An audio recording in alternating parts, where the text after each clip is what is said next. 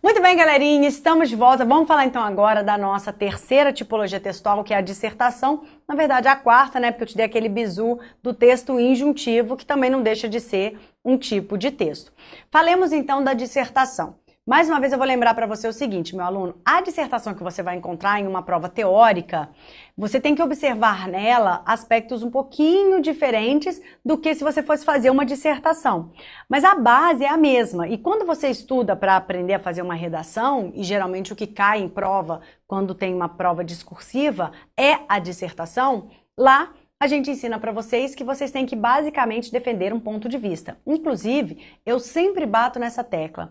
O examinador nunca, em hipótese alguma, em lugar algum de todo este cosmos, isso aí você pode ficar tranquilo, ele jamais vai fazer um juízo de valor.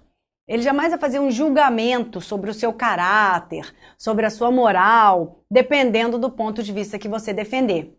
Então, temas polêmicos, por exemplo, como o casamento entre pessoas do mesmo sexo, como a legalização da maconha, como o aborto. Estes temas polêmicos, todos nós temos as nossas convicções morais, religiosas, os nossos princípios, mas esses temas, isto não é julgado em uma prova de concurso. Nossa, essa pessoa, ela é a favor do aborto. Caramba, né? O cara é mau, né? Onde já se viu matar alguém, não sei o quê. Não, esse tipo de julgamento, ele não é feito, tá? Se você tem moral, se não tem, se tem princípios, se tem religião, se não tem, esse tipo de julgamento não é feito. O que é feito? Um julgamento acerca do seu poder de convencimento. E daí a gente já passa, então, para a característica principal de um texto dissertativo. Da mesma forma que eu comecei o vídeo anterior, orientando, então, você da seguinte forma. Diante de um texto, leia aquilo e tente perceber qual é o objetivo daquele texto. O objetivo é dar um passo a passo, o objetivo é contar uma sequência de ações, o objetivo é mostrar como é determinado objeto, como foi determinada cena. Na dissertação, o objetivo vai ser convencer você. Sabe aqueles textos em que você, antes de ler, você pensava que tinha uma opinião sobre aquele assunto? Aí você lê aquele texto e você fala, nossa, realmente, sabe que tem sentido? Quando a gente fala, tem sentido isso que esse cara está falando? Porque, de certa forma, você passou a concordar com ele, ou com o texto todo, ou com parte do que foi dito ali. Mas o fato é, quando o tema traz um caráter de opinião, tipo assim, no bom português, o que você acha disso? O que você acha do casamento entre pessoas do mesmo sexo? Eu sou a favor. Eu sou contra. Aí você é contra, lê um texto de um cara que é totalmente a favor e fala, bom, tem sentido. Ou você é a favor, lê um texto de uma pessoa que é totalmente contra e fala, não, realmente, acho que não tem nada a ver. Esse tipo de jogo, de convencimento um do outro, é a essência de um texto dissertativo. O texto dissertativo é aquele que quer convencer o leitor acerca de algo. E quando é que você quer convencer alguém? Quando você tem uma opinião formada sobre aquilo. Pessoas que vivem em cima do muro são péssimas para fazer dissertação. Porque na dissertação não tem em cima do muro. Ou você gosta ou você não gosta. Ou você é a favor ou você é contra. O lance é o seguinte, quais argumentos você então traz para dizer que você é a favor ou para dizer que você é contra determinado aspecto da sociedade. Então a dissertação ela traz esses temas que são mais sociais, mais comportamentais, tem um caráter um pouco mais ético nesse sentido para mexer com você, para você colocar ali a sua opinião, porque a sua opinião ela vem também atrelada de um juízo de mundo, de uma percepção que você tem acerca do mundo. E é legal o examinador, ao ler um texto escrito por você, perceber, esse cara aqui não é um alienado, ele está situado no mundo em que ele vive. Agora, estou dando esse exemplo como se você fosse fazer uma dissertação, não é o caso na prova do INSS, para técnico, mas eu quero que você entenda isso. Você vai se deparar com um texto em que um autor vai trazer um juízo de valor, uma opinião. E quando a gente tem, de fato, opinião, a gente faz uma coisa chamada crítica. Não tem como você ter uma opinião sobre algo sem criticar. Criticar não é falar mal. Criticar é ter esse juízo de valor. Qual é a sua crítica acerca da política no Brasil? Você tem um juízo de valor. Você pode não falar mal de nada que está acontecendo no nosso país, dizer que está tudo lindo, que está tudo maravilhoso, mas você não deixa de ter uma crítica, um juízo crítico ali. Então, o principal é isso, galera. Tem que ter uma opinião. Alguém tem que estar defendendo uma ideia. Essa parte é muito mais apreensível para nós, mulheres, seres evoluídos, porque o texto dissertativo, brincadeiras à parte, mas essa analogia que eu vou fazer, ela é muito pragmática. O texto dissertativo é mesmo uma espécie de DR. Pensa aí na sua DR do relacionamento. Tem certo e tem errado numa DR? Tem, até tem, a gente sabe que tem. Certa sempre a mulher, errado sempre são vocês, homens, mas, assim, não tem o certo e o errado, categoricamente falando. Tem o quê? Tem quem argumenta melhor. Né? Eu costumo brincar nos meus cursos de redação, quem é que vence uma DR? Quem argumenta melhor. Então, quais recursos você vai usar para argumentar? Impor, geralmente, não é argumentar. Né? Você impõe alguma coisa. Ah, tem que ser assim, por isso... Não, isso não é argumentar. Agora, trazer exemplos, fazer comparações, colocar no seu texto argumentos de autoridade. O que é um argumento de autoridade? Uma coisa é a opinião que a sua vizinha, que você adora, né, que te salva, te dá o ovo sempre que você pede ou açúcar mascavo, é a opinião dela, né? Outra coisa é a opinião de um presidente de um estado, é a opinião de um professor de uma universidade consagrada, de um cientista, de um político, de um presidente da república. Então, né, o próprio Papa, tem como você utilizar aí diversos argumentos de autoridade dele. Por quê? Porque o Papa, em que pese ter o caráter religioso, né, da religião católica que ele defende, que ele representa, ele é uma figura política. Então, muita gente me pergunta isso, mas professor, eu posso fazer uso de determinadas frases de um papa, por exemplo? Pode, porque além dele ter essa representação, né, religiosa, ele tem um aspecto político. É claro que tem que ter o bom senso, né? Usar argumentos que são muito mais religiosos do que políticos, aí a sua dissertação, o seu texto pode ficar um pouco tendencioso. Mas o Papa o tempo todo faz declarações acerca de aspectos políticos, né? Ele promove a paz, vai promover o diálogo entre um país e outro. Aquilo ali é política, galera. Aquilo ali não é religião. Ainda que no fundo ele fale, todo mundo tem que perdoar, né? Então esse país tem que perdoar o outro país por isso.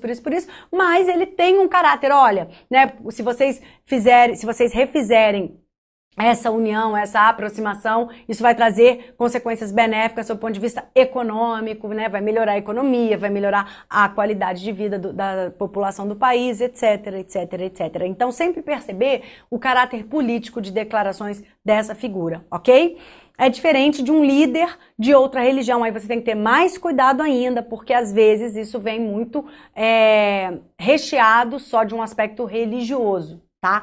E aí tá em voga agora, né, o tal do casamento entre pessoas do mesmo sexo. Não vou colocar aqui a minha opinião, porque eu respeito todas e também não é o caso. Mas a questão é a seguinte, o que você tem que levar em consideração é que os seus argumentos sejam os mais próximos de um caráter objetivo. Esta é uma característica que é primordial.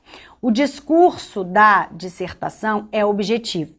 Isso aqui parece um pouquinho louco, porque eu estou falando o tempo todo para você que você vai defender a sua opinião. E você concorda comigo que a sua opinião, assim como a minha, é algo subjetivo? Não é? O tempo todo eu falo isso para vocês. Galera, o que é algo subjetivo? É o meu ponto de vista. Isso aí não adianta. O meu ponto de vista eu tenho sobre todas as coisas do cosmos. Agora, eu sou capaz de fazer um texto dissertativo contra o meu ponto de vista, ou seja, eu sou capaz de defender, se eu sou, por exemplo, se eu sou a favor do aborto, eu sou capaz de formular um texto argumentando contra o aborto, ou vice-versa. Se eu sou contra o aborto, eu sou capaz de formular um texto argumentando a favor do aborto. Se você está estudando para um concurso que vai cair redação, além do INSS, fica essa dica, assim, plus, totalmente free no nosso curso aqui, que não tem nada a ver com a redação. Você começa a ver que você é bom em dissertação quando você é capaz de defender dois pontos de vista opostos acerca do mesmo tema. Porque aí você se desapega um pouquinho daquela sua emoção, ok? Agora, o seu julgamento na sua vida, pessoal, óbvio, você tem que ter mesmo, sua moral, sua religião, seus princípios, né? Isso aí você tem que ter, mas para o concurso não, ok? Então, o discurso é objetivo. E o que é ter um discurso objetivo? Por mais que aquela seja a sua opinião, arraigada, assim, fixa, intransponível, radical, é só você não fazer uso da primeira pessoa. Então, né, no lugar de você dizer, eu penso assim porque eu acho um absurdo essa postura social, basta você retirar essa marca gramatical da primeira pessoa e escrever o texto todo em terceira pessoa. Por que isso? Porque você afasta a sua emoção. As duas tipologias textuais anteriores, descrição e narração, eu falei para vocês que ela tem uma linguagem, as duas tipologias têm uma linguagem figurativa. Aqui isso vai acontecer, galera? Não, em hipótese alguma. Por quê? Quanto mais figurado é o sentido que eu uso, mais subjetivo é o texto. Então, aqui a ideia é um afastamento mantido entre o autor do texto e as palavras, razão pela qual as marcas gramaticais de uma dissertação serão marcas que vão prezar pela terceira pessoa. É muito simples. Em vez de você dizer assim, o nosso país é uma vergonha, diga, o Brasil é um país vergonhoso, ponto. E a diferença é que quando você diz o Brasil é um país vergonhoso, o Brasil é um sintagma, é uma unidade de significação que gramaticalmente representa qual pessoa? Tô perguntando para você o seguinte, candidato, se você fosse substituir o Brasil por um pronome pessoal do caso reto, seria qual? Eu, tu, ele, nós, vós, ele, seria qual? Ele, o Brasil, ele. Então essa é a ideia, tá vendo? Você usou um recurso gramatical da terceira pessoa. Se você diz o nosso país, você está se incluindo ali naquela dissertação. Aí muitos alunos vão dizer, professora, mas eu já vi, eu também já vi, e existe sim dissertação em primeira pessoa. Qual é a diferença? Perde um pouco do caráter argumentativo, perde um pouco do poder da argumentação. Porque assim, de pontos de vista, eu poderia fazer um trocadilho. Não tem aquele ditado de boas intenções, o inferno tá lotado, tá cheio, sei lá? Então, de pontos de vista, o inferno também tá lotado. Ponto de vista por ponto de vista não vai levar a convencimento algum. Agora, como você coloca o ponto de vista é diferente. Ok? Então, o discurso é o objetivo, não use a primeira pessoa. O tempo verbal é o presente do indicativo. Sabe por que isso aqui, galera? Se você for nas nossas aulas de classes gramaticais e observar a semântica dos tempos verbais, eu vou dizer para vocês que o presente indicativo, ele tem um caráter, ele tem uma semântica de verdade universal. Veja, os homens são menos evoluídos, não preciso nem terminar a frase, né? A gente já sabe qual vai ser o final, do que as mulheres, ok? Terminei só por caráter didático, né? Mas os homens são menos evoluídos do que as mulheres. Percebam, queridos, vamos ver se eu consigo, fazer aqui a lumicolor. Consegui. Este verbo aqui no presente do indicativo, ele traz esse caráter, essa semântica de verdade universal. A prova disso é uma comparação. Se a gente compara o presente do indicativo com qual é o modo que traz essa hipótese, essa possibilidade com o subjuntivo, lembra? Olha, se os homens fossem, olha aí o pretérito do subjuntivo, né? Olha, que você se evolua também é uma hipótese, tá vendo? Quando eu digo assim, olha, tomara que você passe, tomara que você seja feliz, o que eu tô fazendo? Eu jogo esses eventos para um futuro que é um futuro incerto, concorda comigo? Mas se eu faço uso do presente, do indicativo, eu trago para este evento uma realidade, é algo mais concreto.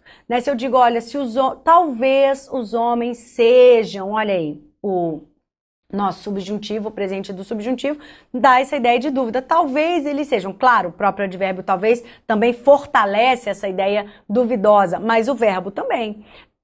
Talvez os homens sejam, se os homens fossem, essas ideias abstratas não são legais, razão pela qual o tempo verbal predominante em um texto dissertativo é o presente do indicativo.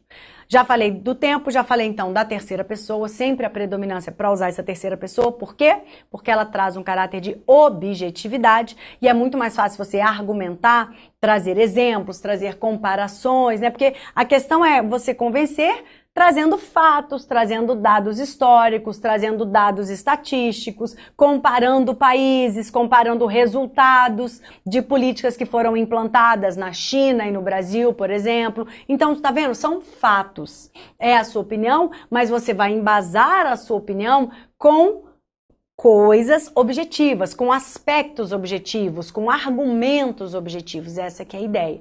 Então, a dissertação, por essência, vai apresentar um ponto de vista. E aí, de novo, galera, ponto de vista é opinião. Por isso que eu digo que o meu aluno tem que ter cuidado. Em que pese essa ideia do ponto de vista e da opinião serem, por essência, algo subjetivo, no aspecto gramatical, o texto é objetivo. E é por isso que a gente diz que o seu discurso é objetivo. Discurso nada mais é do que o aspecto gramatical.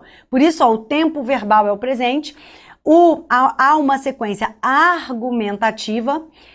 Na descrição eu tinha uma sequência de características, né? Sequência não, porque o tempo era estático, mas eu tinha uma soma de características.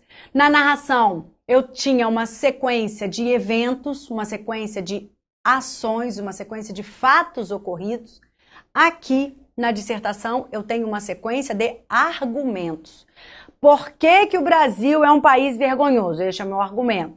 Primeiro, porque os índices de alfabetização são os mais baixos do mundo. Aí você compara com China, com Índia, que é o país mais populoso, acho que é a Índia mesmo, né?